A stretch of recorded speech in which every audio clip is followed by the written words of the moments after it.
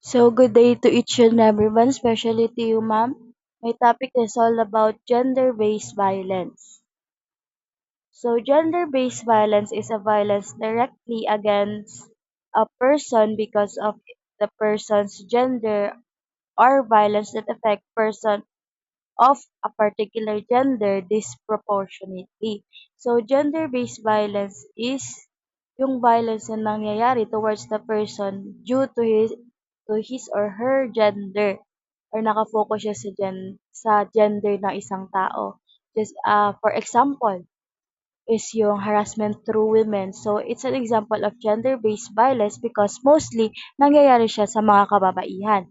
And, violence against women is understood as a violation of human rights and a form of discrimination against women and shall mean all acts of gender-based violence that result in or are likely to result physical harm, sexual harm, psychological, economic harm, or suffering to women. So, violence against women is considered as a violation towards the human rights or a form of discrimination against women. So, paano natin nasabi na nakaka-violent siya sa human rights and anong form ba ng discrimination yung sinasabi dito? So, dito, sa violence against women, ito na yung mga pangyayari or mga pananakit sa kababaihan na naglilimit sa kanilang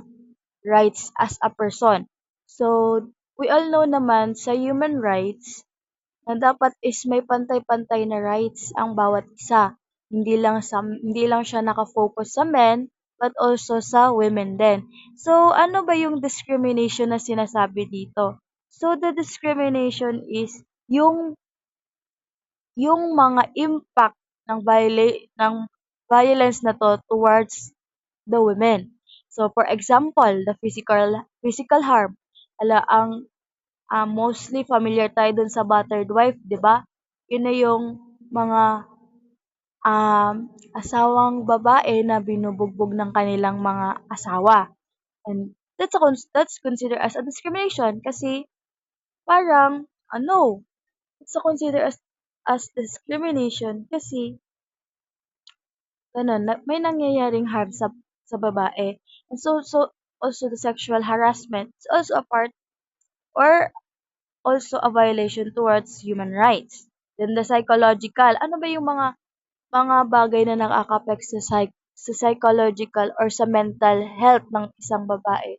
Ito na yung mga catcalling, name calling, yung mga masasakit na salita like that.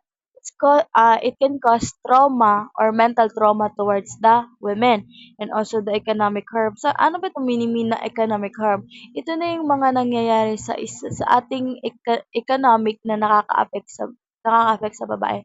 Di ba we all know naman and sa mga past lessons ni ma'am is napag-usapan din doon or natakal sa atin ni ma'am na yung sa economic is for example, yung sa politics, yung hindi gano'n masyado nakikita yung kakayahan ng mga kababaihan toward politics and also yung mga companies na hindi pantay yung binibigay na salary towards the men and women, yung instance na mas mataas pa rin yung salary ng men kaysa sa women. And this type of harassment or harm is nakaka ah, nagiging cause para mag-suffer yung ating kababaihan. And it can include violence against women, domestic violence against women, men or children living in the same domestic unit, although women and girls are the main victim of GBV or gender-based violence. It also causes severe harm to families and communities. So dito sa gender-based violence is the main victim pala or yung parang mostly na naaapektuhan ng gender-based violence is women or girls. Um, yun naman talaga, we all know naman talaga na mostly girls talaga or women yung naaapektuhan, 'di ba? Like sa mga news nakikita naman natin na na ang mga parang nare-report na ganito is more on women yung naaapektuhan, especially sa isang household, 'di ba?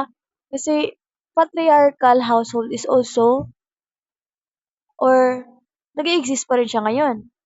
Na sa instant na 'yan, for example, 'pag hindi sumunod yung babae sa asawa niyang lalaki, there are instances na magkakaroon ng gender-based violence toward inside that households. Kasi 'di ba, mostly kapag hindi nasusunod ng wife yung gusto ng kanyang husband, there are possibilities na magkaroon ng physical physical harm towards the women, and also yung mga verbal harassment din na nagko-cause ng psychological and mental traumas towards the women. Hindi lang siya mostly affected is yung person lang. It can also affect their family and also the community. That's all. Thank you.